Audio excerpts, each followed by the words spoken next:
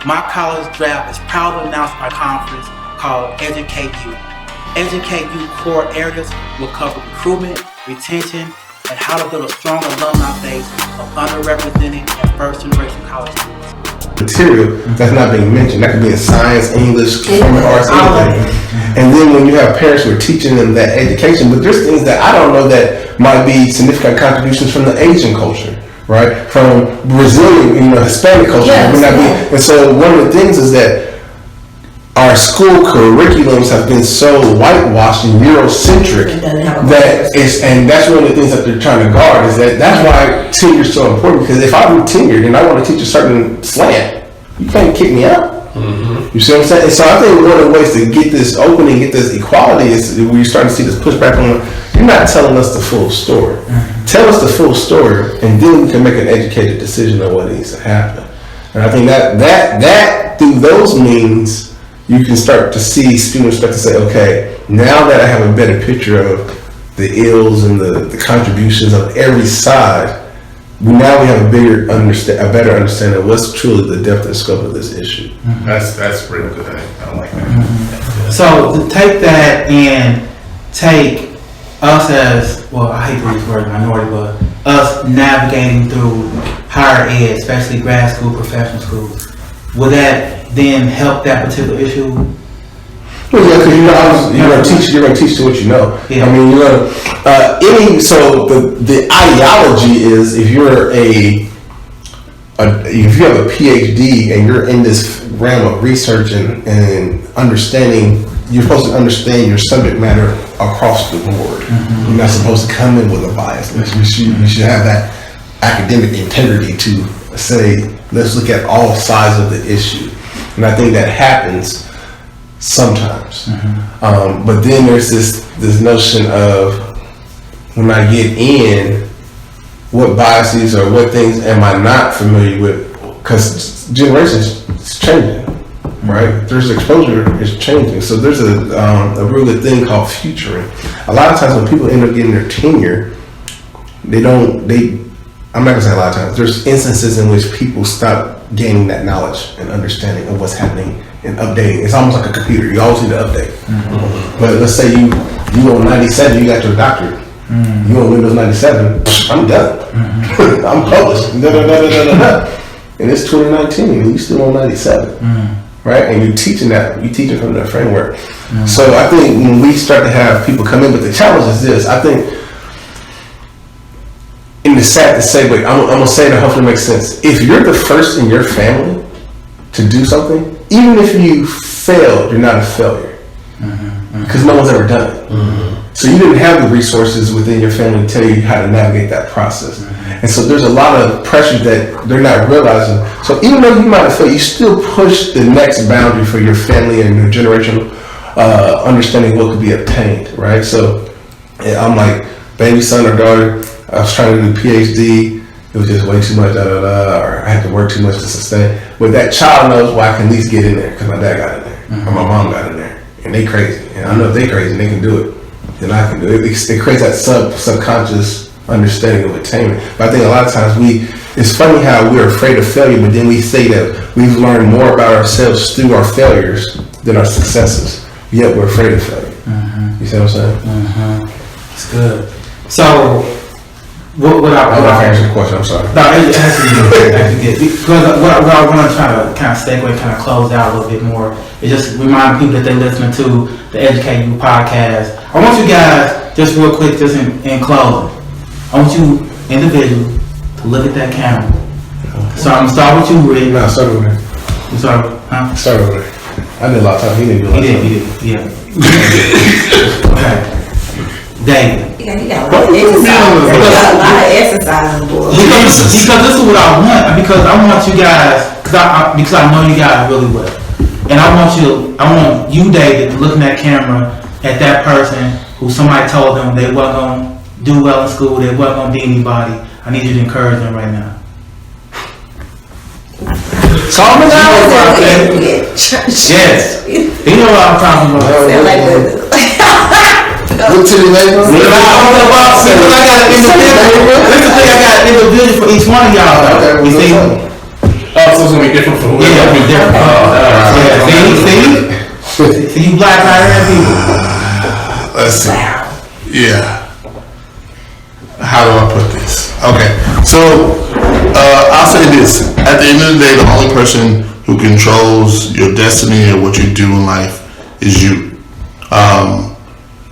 What you believe in, if you believe in yourself and you believe that you can do something or achieve it, go and do it. You have the ability to do it. You have to put the work and the time in, and you can make it happen. Maybe back to the camera the whole time. I just realized that. I don't believe I was. Now I'm skipping. I'm going to her. Okay, great. So there's somebody out there that's afraid to climb the ladder because they feel like all these different obstacles are against them. They young lady. Well, you know, there's a young lady out there. Yeah, but I didn't really. I don't feel like I. Yeah. I don't feel like I really climbed like that. I didn't look. I wasn't like, I'm gonna do this. What I'm saying is encourage somebody. I'm just saying. I wasn't. You're not encouraged. I wasn't. This was sorry. I wasn't. I mean. Tune into the next part. You will be encouraged. I'm gonna give some very different kind of advice and say I'm gonna say do not focus on the next job. Do not focus on the accolades. Focus on being effective. I think that's key because I think a lot of times what I've seen with young professionals is they're so focused on how to get to the next part, the next step, the next promotion that they're not mastering where they are. And that mastery is key in order for you to be successful. You're promoted to your level of incompetence. And so like essentially you have to master where you are in order to be successful in that next position. And the way you master where you are is you innovate, you solve problems, and you remedy where you are. And that propels you, and it's natural. And so it's like, but when people focus on just moving up, they begin to clobber, and they begin to, turn their backs on people, and they begin to try to throw people under the bus. They begin to try to elevate themselves rather than being naturally elevated because where you are, you've outgrown that, So I think that when it comes to climbing the ladder, I think the first thing I'm gonna say is don't climb. You gotta be, and that's different, and the progression will happen. That's it. Why did you say you couldn't answer that question? That was That's ridiculous. She wants somebody. When you climb the ladder, Really good, Amber. That's cute, but I just have a problem with it. I mean, people always think that you are somewhere because you sat and tried to get there. I had no idea what my title was going to be.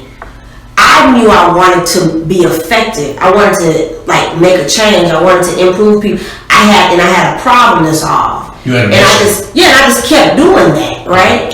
And then it was like, oh shoot, we got to do something with her. I've never had a title that existed. I mean, I've never had a role that existed before I got there, right? And so I just kept trying to fix stuff.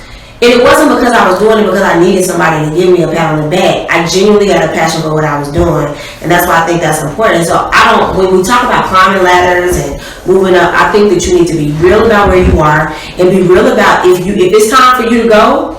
You know that you don't have to stay where you are to move up. If you've grown and it's like, okay, I mastered this, it's time. I want a new challenge. Get on the market, right? You don't have to stay where you are. So many people just stay where they are. You know what I mean? So I'm sorry. Climbing the ladder just has. I have a reaction to that. I see. Yeah, I'm sorry. My initial. So your question was terrible, but she killed it anyway. She really heard what I was saying to her, but she. I had to feel what you were saying. I couldn't hear words. Let's get Brian. Here we go. Come on, Brian. So Brian, so for you're gonna talk to a person who, in spite of obstacles, in spite of things that somebody will say is insurmountable because of where we from or where we come from, right? Mm-hmm. How do you still find your passion? How do you still find your focus? Repeat one more time. Okay, I can't. I really can't. I just made it How up. do you find your passion? How do you find your focus? In the midst. Insurmountable. There you go. Thank you, brother. I was listening. Dinner's next. Dinner is So even when something looks untenable, how do you still stay true to your focus and passion?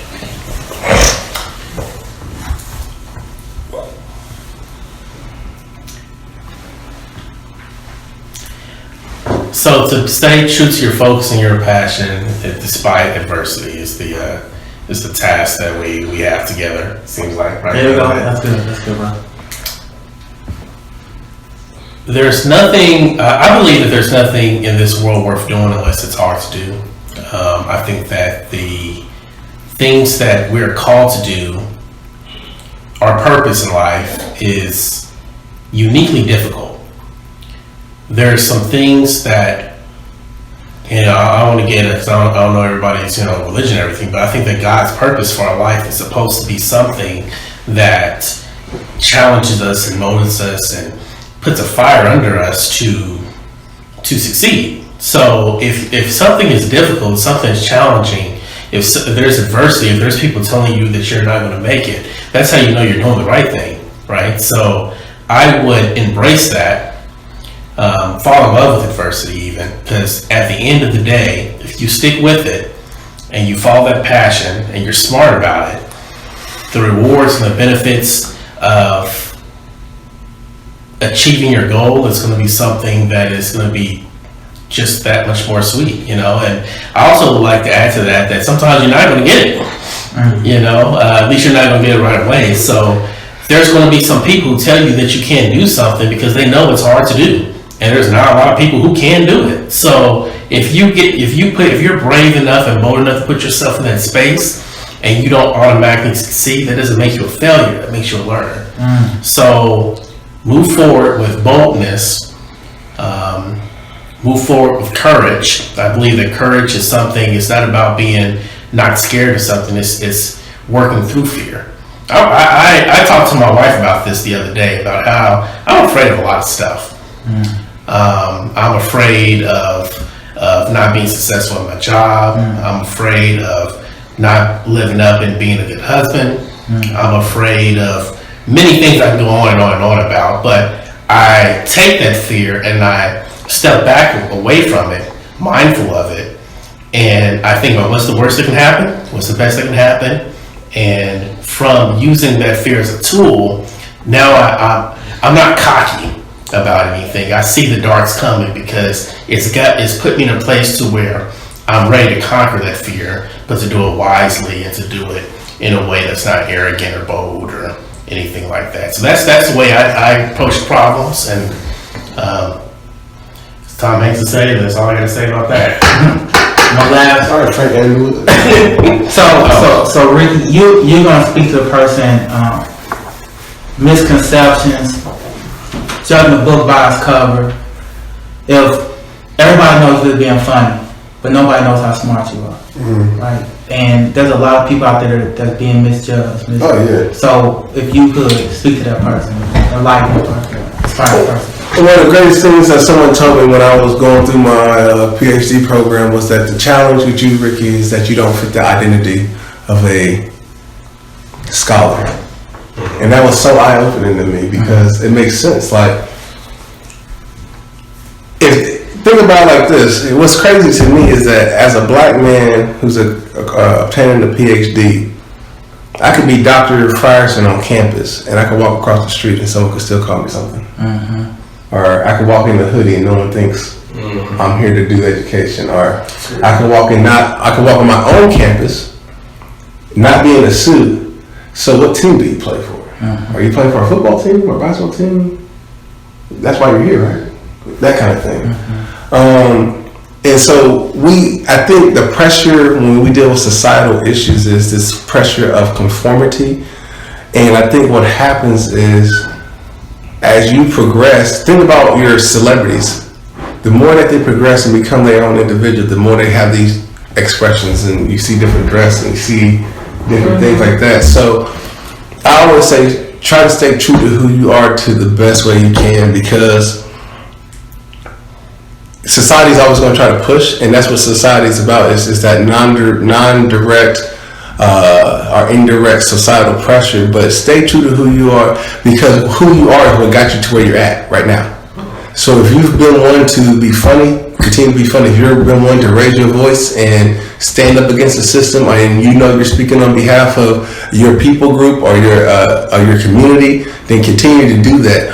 And kind of what Brian was saying, though, but understand that the more you stand in who you are and through your identity, the more society is going to try to make you conform. There's a wonderful story out there called Peacock in the Land of Penguins.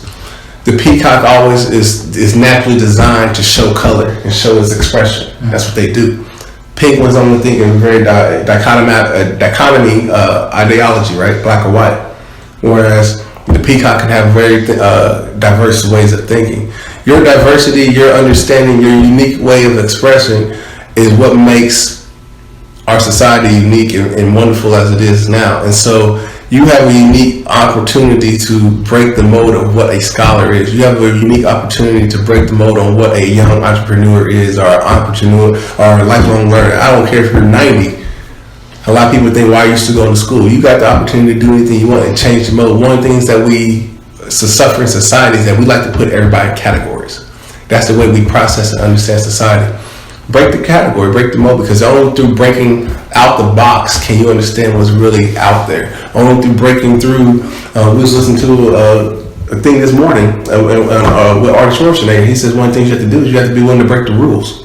Because only through breaking the rules can you obtain success sometimes. Because if you stay with the rules, how do you expect to be something different? How do you expect to create something different? So if your identity is something that goes against the norm, then continue to do that. I know for me and my ancestors, that's what, through Martin Luther King, everybody, to speak out and to go against civil rights. There was a time when to speak out was illegal. There was a time when reading and education was illegal, but if those people didn't break that and create a new identity, we wouldn't be here today.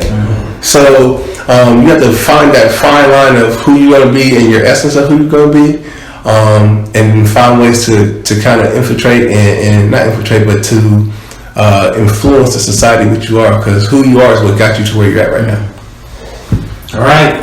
You've been listening to the Educate You podcast. Thank you for tuning in. Follow us on all our social media, Instagram, Facebook, Twitter, YouTube. It's been our pleasure. Hope to see you again soon. Have a good night. They say in the end the strong survive. These hurdles I'm facing are just life, but